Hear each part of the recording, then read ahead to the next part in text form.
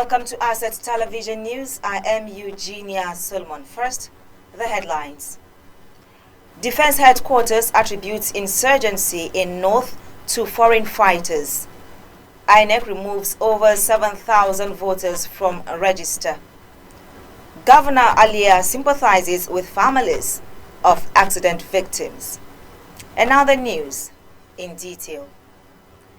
The Defense Headquarters has attributed the resurgence of terrorist attack in the northeast and northwest to the influx of foreign fighters.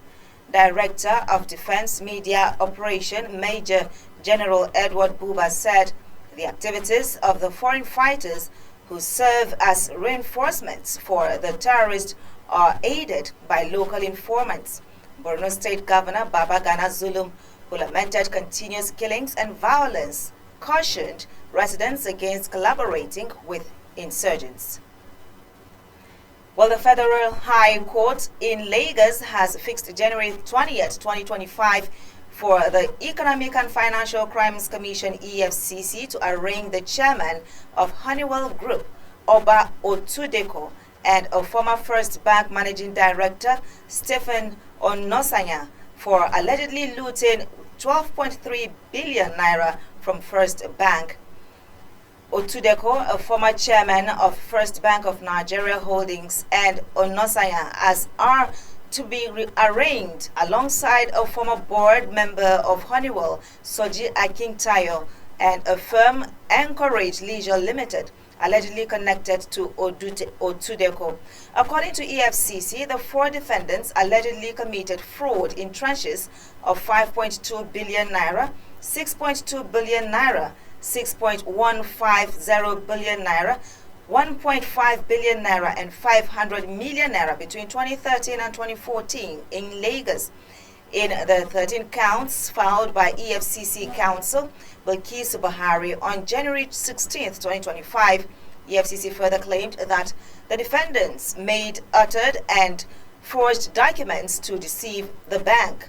Otudeko, Onosanya, Akintayo, and Anchorage will be brought before Justice Chukwujiku Aneke, to whom the case has been assigned. Well, the Independent National Electoral Commission has announced that 7,746 deceased voters were removed from the National Voter Register in 36 states and the Federal Capital Territory as of December 2022. The Director of Voter Education and Publicity, Victoria Etta Messi, said a thorough cleaning of the voter register is usually done before every general election. In its 2023 post-general election review in December 2024, INEC highlighted challenges with cleaning up the voter register, despite improvements in the voter registration process that added over 12 million new registrants. One major issue is the difficulty in removing deceased persons due to gaps in official death records. Stakeholders at the review recommended that INEC should strengthen collaboration with agencies such as the National Population Commission and the National Identity Management Commission to identify deceased voters. There were also calls to suspend individuals who have not voted in the past 3 elections and require them to revalidate their registration.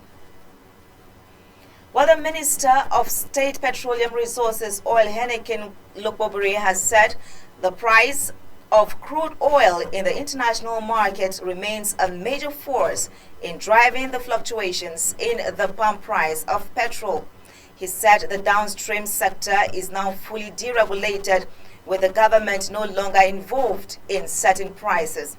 The minister said this at the inaugural meeting of the Petroleum Industry Stakeholders Forum held in Abuja. On Monday, private depots increased the loading cost of petrol and other refined petroleum products to 950 naira per litre. However, marketers at the meeting allayed fears over the imminent rise in the price of petrol, noting that it won't be immediate. Asset Television News will make a return after the break. Stay with us.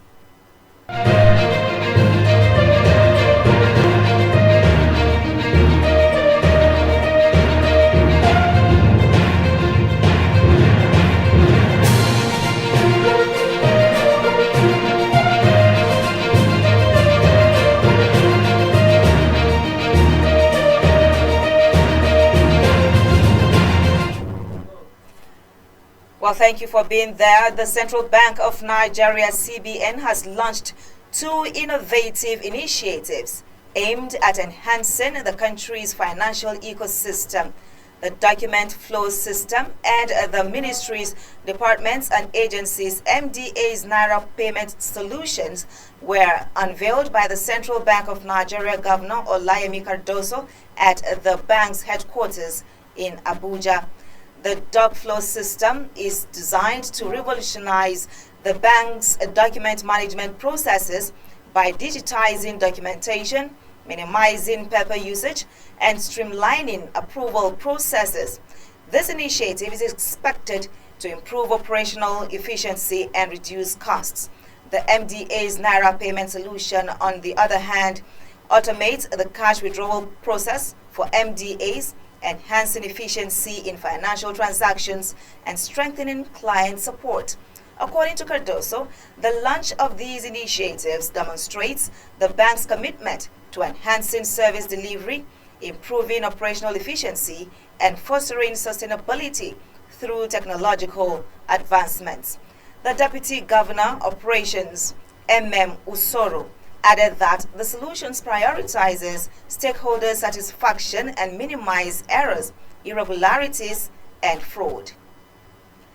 Well, tragedy struck in Okete, a quiet community in the Ohimini local government area of Benue State on Thursday, when a truck crashed into a residential building, killing 9 members of a family. According to sources, the incident occurred around 5 a.m. when the family was still asleep.